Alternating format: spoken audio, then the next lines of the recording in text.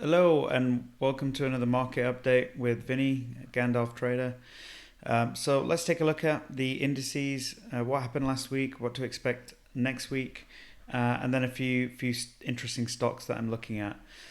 So just looking at last week's weekly candle, it was a wide candle. So we at some point in the week dipped below the 50-day moving average, found some bulls and had a very strong close on Friday and closed at the highs of the week, um, which was the highest ever close on ES.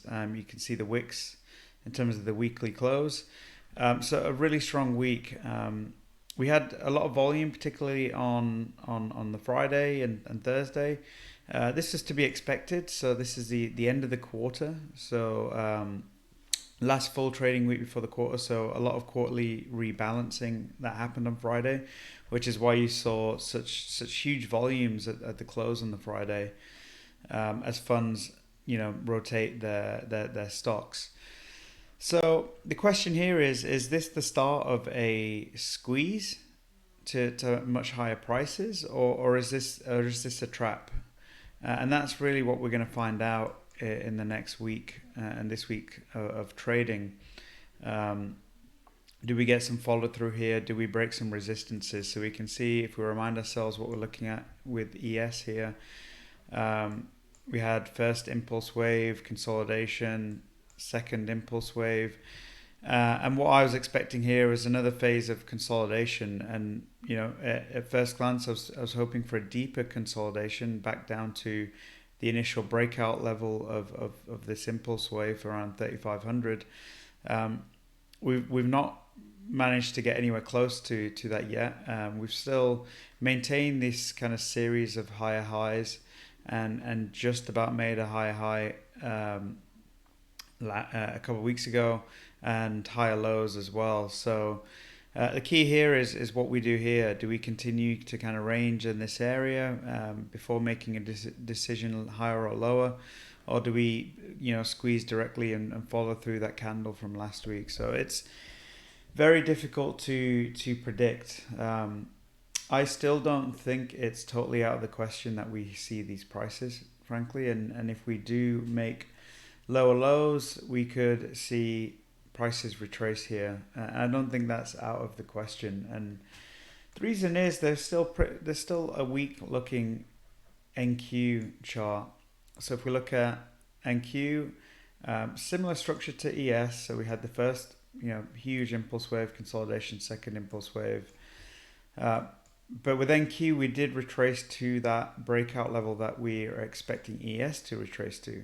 So that same kind of level in NQ, we did make it down there, found some bulls, and now we've pulled back. We pulled back to the 618 of the initial move, so you can see that 618 level, and the 50-day moving average is proving resistance. So I think you have to stay cautious on tech and NQ as long as we remain below this 13,200 level. A strong daily close above this level, I think the whole structure changes. But as long as we're below that level, I think you have to be cautious. And what we traded over the last week, this is the dumb zone. This is in between this high and low point. This is where you'll get caught in chop, and I'm sure many of you listening probably got caught in some chop in the up and down moves of the last week. So avoid trading in ranges like this, unless you're thinking about getting short. That we're at a resistant trend line, so you could have put some hedges on these locations here. But in terms of long positions, I think you have to stay, like I said, stay cautious until we see daily closes above this level for tech. So on the bear side, if we did start to pull back, we did break that low here, and there seems to be some support there. A revisit of this support area is likely, and downside targets. I think the bottom of this kind of bearish range that looks to be kind of building is also likely, and the 618 retracement. So stay cautious on tech. ES, like I said, it doesn't look anywhere near as bearish. But what you can notice here is, these moves higher are losing momentum, and we'd have to play this kind of squeezing pattern, squeeze some shorts to get some prices higher. But there's definitely momentum reducing in these bullish moves higher. So I'd still be cautious on ES in the next few weeks. Similar pattern in the Russell, and the Russell settled into this range. So we had this really steep uptrend in the Russell 2000. We made this peak, and we've kind of now settled in this range. So I'd expect the Russell to settle into these kind of wild price swings before again making a decision higher or lower. And I do suspect lower. If you take a look at this move that the Russell has made, that there's probably some more supportive prices around here that we could find with the Russell. It did reject the 50-day moving average. It closed out the 50-day moving average last week, and we're kind of already rejecting that now. So stay cautious on indices. There are some stocks that look okay, and I think are okay to go long. I still like Google. I've talked about Google a fair bit. It stays strong in this consolidation.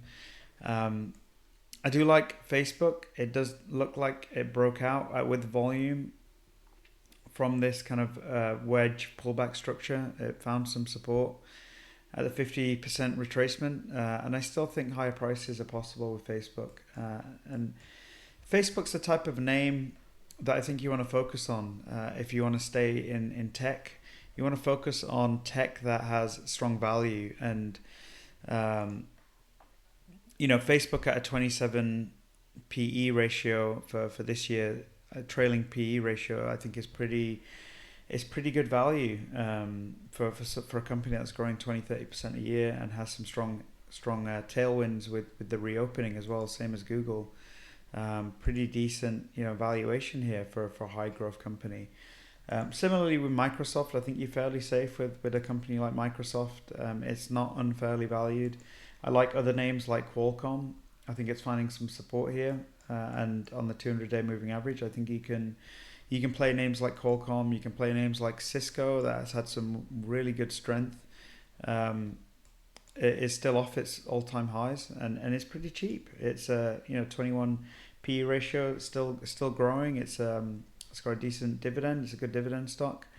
So I think you're okay with Cisco. FireEye, I think, is still in this pullback pattern. We just need to wait for the breakout. Names outside of tech that I like, I'm looking at energy names quite a bit. Looking at some entries. I think we have lots more to go in this trend higher in energy names. Looking at ExxonMobil, I think we can, as the price of oil continues to go higher, I think demand for energy and just the value names in general is going to be strong. So I think you want to buy energy names on any decent pullback, and some of these names look pretty good here. So these are some of the names I'm looking at. One high growth tech name that actually doesn't look too bad is Snowflake, and Snowflake has kind of retraced back to its opening price levels around the $200 range. It dipped below, and we can see this kind of bullish divergence in RSI. Made a lower low here, high on RSI, broke a trend line. So I think you can be cautiously optimistic on Snowflake. A lot of volume came in as well on Friday on this name. So we made a lower low. So usually, we're not going to make a higher high until we at least make a GP retracement. So that's kind of what I'm eyeing for this week. Once we get a reversal candle, look for the 618 retracement, and there may be a buying opportunity in Snowflake this week. Other names that I like outside of tech, again, UPS is a name that I like a lot. Strong move last week. It's in this kind of a nice consolidation pattern, and I think once we break this level here, I think we'll make some higher prices, and I think any pullback to this 150, 160 area is a buy on UPS. Baidu was a name that I traded on Friday. I actually bought 175, and let's take a look at 175. pretty much caught the bottom of Baidu on Friday at 175, and reason I was looking at 175 was just the 200-day moving average. It was also a Fibonacci level, I believe. Yeah, I think it was this Fibonacci level, so the 786 level, and this is a good. We've seen a few of these, so we've seen a parabolic move higher in Baidu, and what you usually see with a parabolic wave like this is a pretty steep retracement that at least gets to the 786, and we've seen that here. There's a couple of other names that you can see that with. Another name that I have been looking at, Discovery, I did a similar thing. It made a parabolic move and retraced, about 78-80% of that parabolic move. So you've got to be, this is a lesson in being, cautious on names like Baidu. I think a lot of volume came in here that I trapped. So there's volume all up here that I trapped. All this volume basically are looking for the exits on Baidu. So it's not going to be smooth sailing. So if you did buy with me at 175, I'm not expecting this to go straight to the moon. I think we do retrace. We find some support, range a little bit.